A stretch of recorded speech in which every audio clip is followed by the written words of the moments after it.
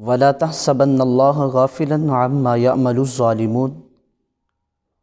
اللہ رب العزت نے قرآن مقدس میں ارشاد فرمایا کہ اے ظلم کرنے والوں، تم یہ نہ گمان کرنا کہ اللہ غافل ہے اس چیز سے کہ تم زمین پہ ظلم کرتے پھرو۔ میرے رب نے جو تمہارے لیے عذاب میں تخفیف فرمائی، ایک وقت دیا، تاخیر کی، تو اس سے یہ مراد نہیں کہ میرا رب زمین پہ ہونے والے ظلم سے واقف نہیں تھا۔ میرا رب اس وقت بھی جانتا تھا کہ تم زمین پہ کیسے ظلم کر رہے ہو۔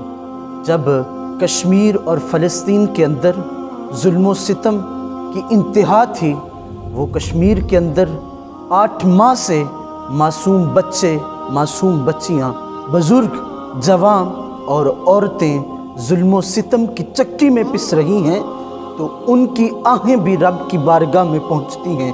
فلسطین کے معصوم بچے، معصوم بچیاں جو گھروں میں محصور ہیں، کیا وہ خاموشی سے بیٹھے ہوں گے؟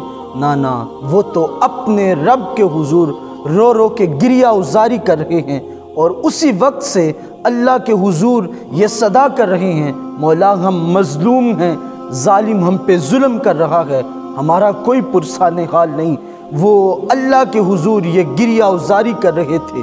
میرے رب کہتا ہے، جب مظلوم میری بارگاہ میں آ کے یہ کہتا ہے مولا میں مظلوم ہوں، میرے پاس کوئی قوت اور طاقت نہیں اس ظلم سے جان چھڑوانے کی، میرے حضور فرماتے ہیں مظلوم کی آہ میرے رب کی بارگاہ میں یوں پہنچتی ہے کہ درمیان میں کوئی حجاب نہیں رہتا۔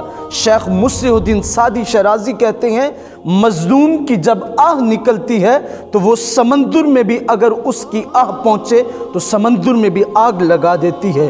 میرا رب دیکھ رہا ہے زمین پہ ظالم جو ظلم کر رہے ہیں، اس وقت سے میرے رب نے تمہیں اس عذاب میں تاخیر کی ہوئی تھی تو تم سمجھے ہمیں کوئی پوچھنے والا نہیں۔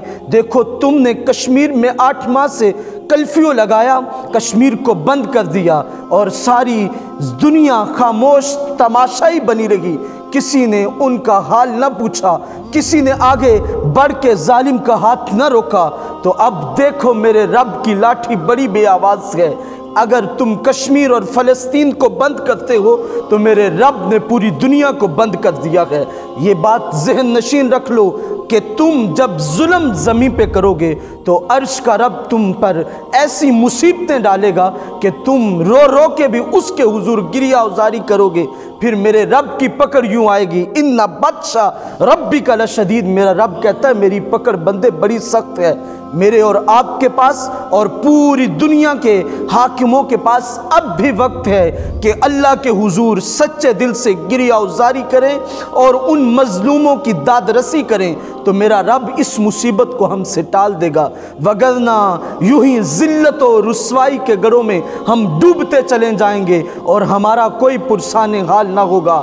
اب بھی وقت ہے اللہ کے حضور رو رو کے گریہ ازاری کریں اور ان کی داد رسی کے لیے سارے یکجا ہو جائیں، اور ان پہ جو ظلم ہو رہا ہے اس ظلم سے انہیں بچانے کی تگ و دو کریں۔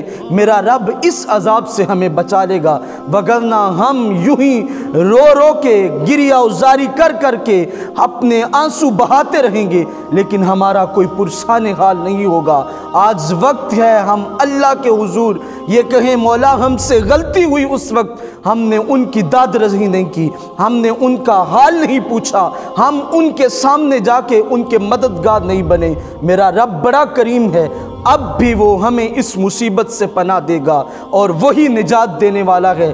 آؤ سارے مل کے ہم اللہ کے حضور توبہ و استغفار کریں، اس کے حضور جھکیں اور اللہ سے اپنے گناہوں کی بھی معافی طلب کریں، اور سارے مل کے ان مظلوموں کی داد رسی کریں تاکہ ان کا وہ آنسو جو ہمہ وقت بہہ رہا ہے وہ تھم جائے، میرے رب کی رحمت ہم پہ برسے، وہ بھی آزاد ہو جائیں، اللہ ہمیں بھی اس مصیبت سے آزاد کر دے۔